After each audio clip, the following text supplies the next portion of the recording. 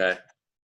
All right. We are with Paul Hoyt today. Paul has a fascinating story on this whole weight loss journey. The reason I wanted to interview him and talk with him was A, because he's a cool guy and I've known him for a while. But B, but B, he has lost, how many pounds is it now? I lost 22 pounds a couple of years ago. 22 pounds a couple of years ago.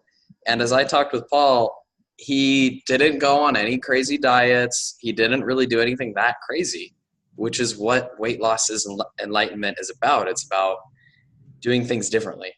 And Paul has really understood a lot of the psychology from some of his work as a emotional intelligence coach, from some of his life experiences. And so he's lost weight. He's kept it off.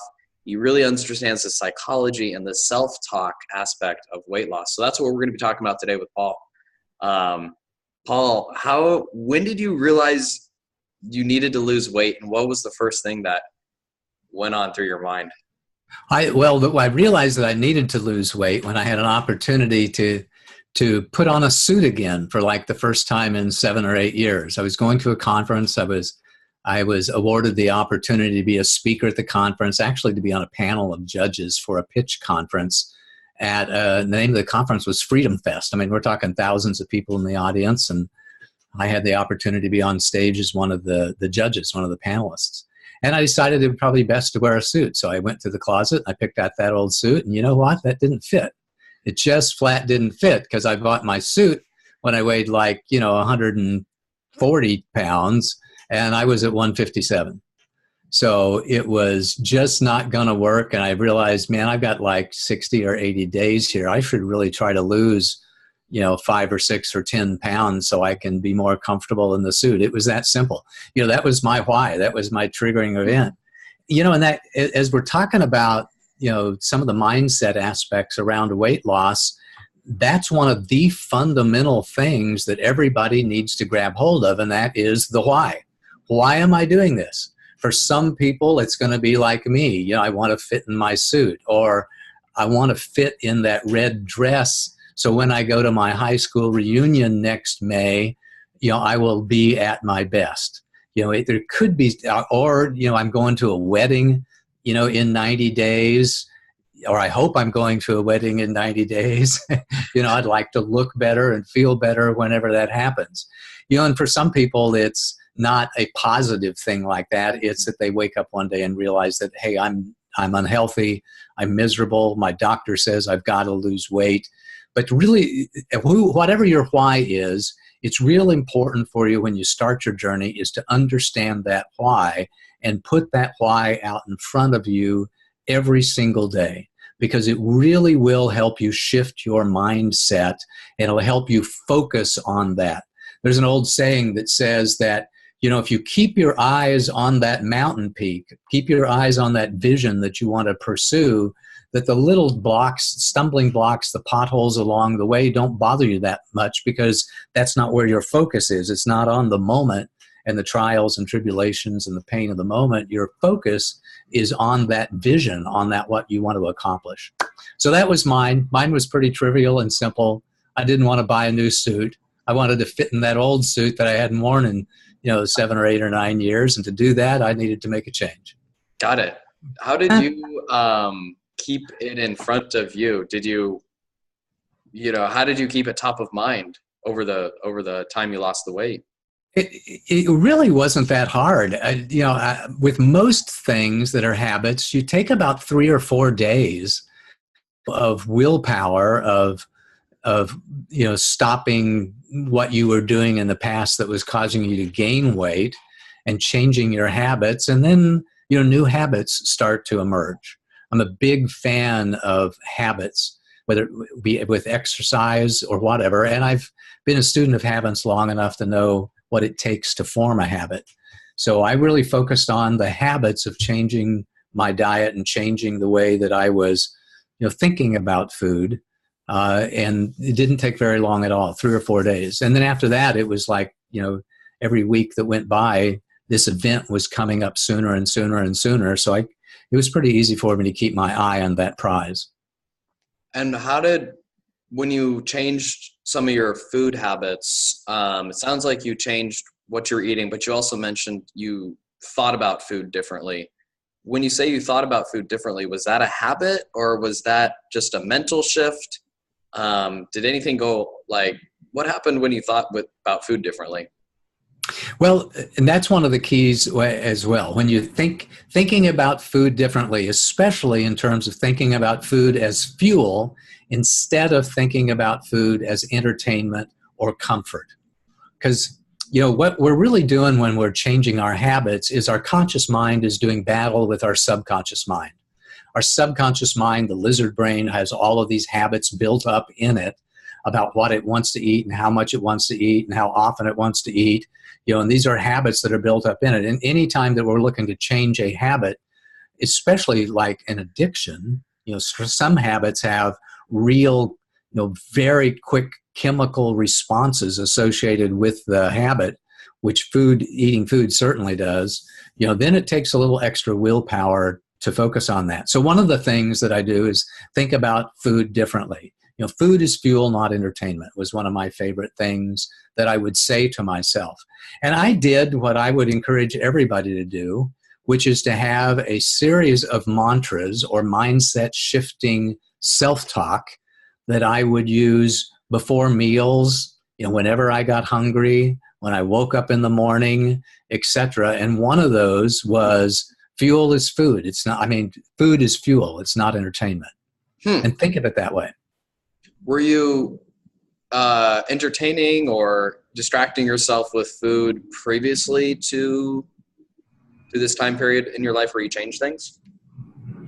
I think that food was a lot of entertainment. I love cookies and Oreo cookies and, chocolate covered almonds and all kinds of little things. When I felt like I have just a little twinge of hunger there, said, I think I'll have some candy, or I think I'll have a cookie, or how about, 20 potato chips, so it became, it became comfort, it became entertainment, it became fun to do those things. And I'm a big fan of having fun every once in a while, but for the period that I was on that diet, and even to this day, I still think of food as fuel and not entertainment. So you would kind of like, if I'm hearing you right, you would be at work or something and you'd feel a little hungry and then you'd be like, oh, let me get this. Let me get this food. Did you hunger obviously is important, right? You got to eat when you're hungry. How do you know like the hunger that is, entertainment hunger kind of versus real hunger? I don't know that there's a difference for me. To me, hunger is hunger. If it's just a little hunger, maybe it's entertainment hunger, but if it's a lot of hunger, then it's really like my body needs some nourishment kinds of hunger. But to me, I really didn't differentiate so much. It was more what I was doing rather than the feeling of hunger itself. Yeah. And what you were doing in terms of the mantra or the food you were eating, like what you were doing. I don't try asking that question a different way. I don't understand the question. Fair enough. So you would feel a little bit hungry and then you would go to your mantras and that's how you shifted your behavior. Like you'd want some chocolate. Yeah, I had a lot of them that I used. I dredged up an old sheet of paper that I had created some years ago. And some of them were I'm not afraid of being hungry. I'm stronger than that. Because our need to feed ourselves is really kind of a response to fear. Our subconscious mind, our lizard brain gets scared when it's hungry. It's like, oh, I might run out of energy. Oh, I might be weakened and I need my strength in order to survive. The lizard brain is just focused on survival. It thinks of everything in terms of a threat, and it sees everything through the lens of self-survival. So to be able to say, I'm not afraid of being hungry, I'm stronger than that, sends a message from the conscious mind to the subconscious mind that, hey, you're not in danger. You just think this through just a second. You're not in any real danger. You've gone without eating for a few hours before. You've been hungry before. you would be, you've been okay about that. So I would say to myself, literally, I'm not afraid of being hungry. I'm stronger than that. Wow. That's pretty powerful. Yeah. Or I've been hungry before and I was just fine. Yeah. Or, I've missed a lot of meals in my life and I was okay. I'm going to certainly be okay for the next couple of hours. It sounds like you were a snacker, right? Like you I said, was yeah. M&Ms, mostly M&Ms, peanut yeah. covered M&M or chocolate. Yeah. Chocolate covered peanut M&Ms, my big favorites. So I replaced those, and I replaced them, by the way, with frozen grapes. So I oftentimes called my diet the frozen grape diet. I replaced my M&Ms and other high calorie snacks with frozen grapes, which is a very good, nutritious, low calorie snack. Each grape has 5 to 8 calories. You can pick up 3 of them, and get 15 calories or something like that. It tastes good. The sugar is really good. So they're kind of like very satisfying in very low amounts. So that was one of the things that I did too, was snack replacement, and just went with the frozen grapes. Did you experience any cravings for the M&Ms that you said no to after? No, not after a while. One of the things other people may not be this way, but me, if I stop doing something for a few days, I no longer crave it. That was true even when I quit smoking cigarettes 30 years ago. It was just 3 or 4 days without indulging in the habit, and I no longer had the craving for what it is that I wanted before. And yeah, some people might have different windows. Like your window was 3 or 4 days. You needed to be, for a short amount of time, you needed to refrain, and then the craving to kind of die down for you. How did you, in those 3 or 4 days, I think there's a lot of wisdom to be learned here. How did you handle the intensity of the craving even when you were smoking cigarettes or even with the M&Ms? You really want the cigarette, you really want the M&M. How did you get over the hump? I think it's a combination of those two things that we've talked about. One is building up the passion by keeping the eyes on the prize, which has a tendency to increase your willpower, right? Because, hey, I want to be healthy and happy. I want to be there for my children. I want to look good in that red dress, whatever it happens to be. But we build up our willpower by focusing on the goal, and then we send messages to yourself that I am strong and I am safe through other kinds of mantra sorts of message. Here's another one. Being a little bit hungry is a sign that my body is burning fat, and that's a very good thing. We turn hunger into being a friend because that hunger is really a sign that what we're doing is working. My hunger is telling me that I'm on the right track to meet my goal. There's all kinds of things that says that, I am safe, I am powerful, and I am focused on getting what it is that I want to get. That's what's so cool about your journey, is because you hadn't heard of intuitive eating or anything like that, right? Back in the day. And such a powerful part of intuitive eating is self-soothing messages, realizing that if you're in emotional distress or beating yourself up for failing, those self-talk messages, they mess people up. And it seems like you have a repertoire of phrases and words and things you say to yourself that, calm you down when you're afraid or soothe you when you're hungry. What would be your advice to someone who wants to develop more of a positive self voice and they aren't quite sure how to do it? They want some advice. What would you say? I would say that we all have this frightened child, this lizard brain that is deep, deep within our souls. And the way to talk to that and to help it make its changes that you want it to make is to talk to it as if it was a precious child. And sometimes that's in very soothing tones, and it's in very simple words. It's in one-syllable words.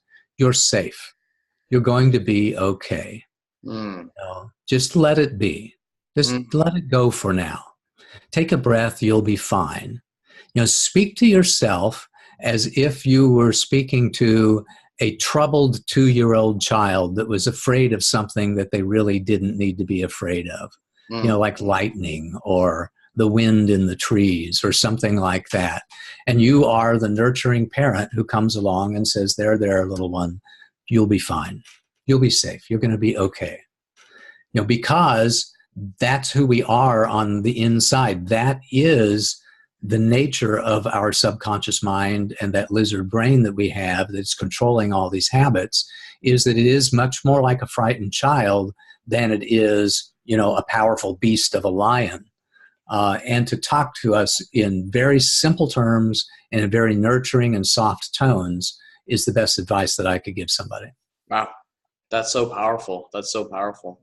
I feel like we've, touched enough on the self-talk. It's really powerful. Are there any last pieces of things that you think are really important on the psychology, self-talk things that I'm missing?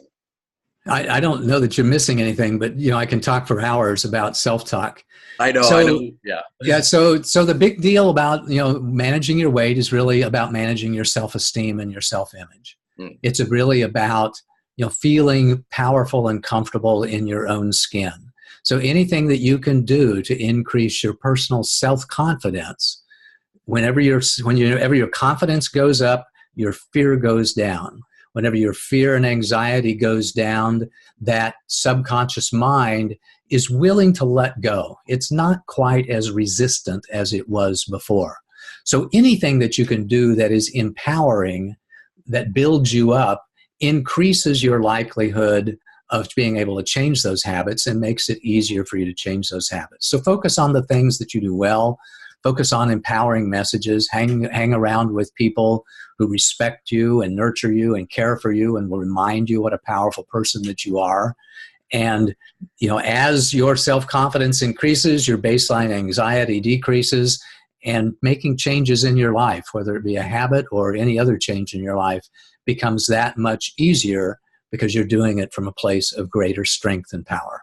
Yeah, I fully agree. Like people, a lot of times I see, especially in mainstream culture, but just people trying to change their behaviors without trying to change their self-talk and learning how to calm themselves down. And there's a lot of resistance when you are trying to push yourself to change your behaviors. It seems to backfire. It does. It can work for just a few minutes, but as most people will tell you, willpower is an exhaustible resource. So if you try to force and push, you may be able to make a few changes every once in a while, but that's really not the way to do it. There are a lot of great books out there, The Power of Habit, that talks about this. One of my favorites is a book called Change or Die that really talks about, how people really change whenever, their life is being threatened. And their advice is essentially what I have said. Surround yourself with people who will nurture you and reward you for making progress on your journey, and find yourself a way to be nurtured. Find a way to nurture yourself. Find a way to care for yourself, to forgive yourself, to let go of all of that regret and resentment and, and that damage that we do to ourselves, that self-doubt. And instead, love yourself for who you are today, and always reward yourself for every little bit of progress that you make. Yeah, that's huge. Yeah, what percent of your weight loss journey do you think has been nutrition and food, and if you have nutrition and food on one side versus self-talk, nurturing, and hanging around with people who nurture you, what percent would you attribute to your success? Wow, that is a tough one to say, but I'm going to answer it in an interesting way. I'm going to say it's 100% focused on mindset. Whoa. It's that mindset. It's that understanding why I wanted to do it, and to realize that, it's giving myself the talk along the way, the empowering self-talk, the rewarding self-talk. learning how to speak to that inner child, it was really the key to the success. The choice of the foods that I ate, I naturally ate less. I naturally cut out the sweets, but it was a really 100% mindset. I love that.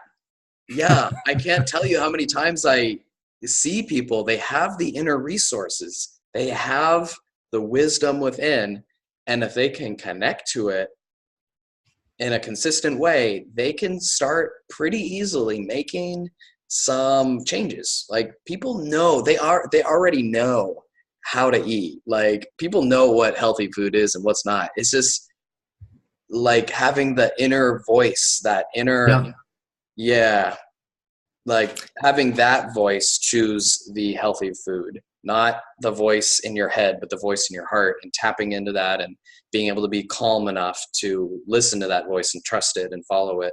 I love that. Well said. I think you said it just perfectly there. Trust yourself, love yourself. Yeah. So what are you up to these days? Where can people get a hold of you? Oh, thank you. You can go to paulhoyt.com. I'm an interesting fellow. I'm a business coach, a consultant, a trail guide, a mentor.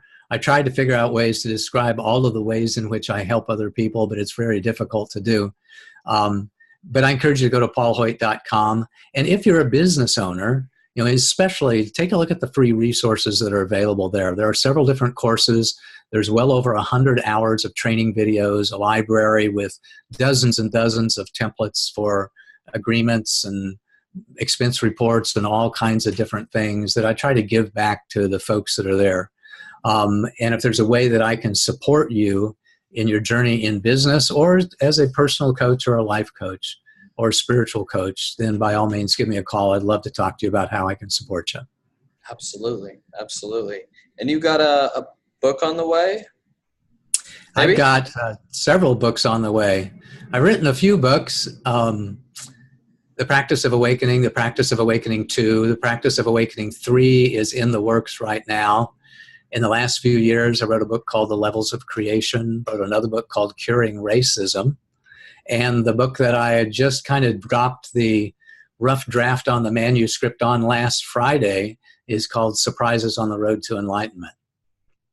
And we did talk, by the way, about one of those surprises today, and that one of those surprises that I've learned in this journey towards higher consciousness over the last 50 years was the power of talking to your inner child as if it were a child. That's talk to your subconscious mind, talk to yourself with very simple, nurturing language as if you were helping parent a child that you really loved and who was in a lot of stress. Is a very, very effective way for changing your habits and your mindset. I love that. Cool. Well, thank you so much for coming on today. I'm looking forward to chatting with you again soon. I look forward to it. Thank you so much, Jared. Bye-bye, folks. Bye.